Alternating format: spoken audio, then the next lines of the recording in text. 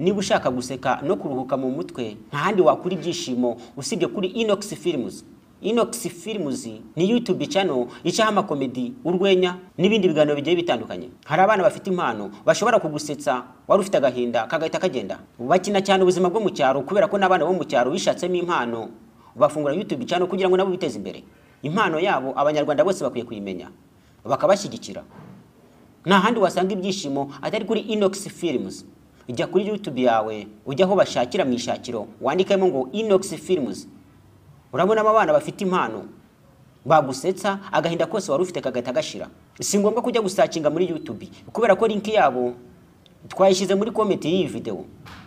Nujya kora muri comment y'iyi video urabona aho link yabo, ukandeho urebe video yabo, ubahe subscribe, ubahe share, ubahe like kugira ngo buri munsi uzajye ubona video zabo baguha ibyishimo, wishimane n'abawe mu buzima bwawe, uzajye uhora wisekera. Inox Films isoko y'ibyishimo, gushimisha abanyarwanda ndetse no kubasetsa mu buryo bugiye bitandukanye.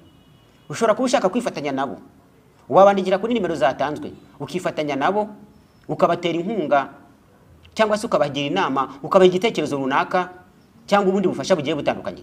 Inox Films mubakurikire babaha ibyishimo.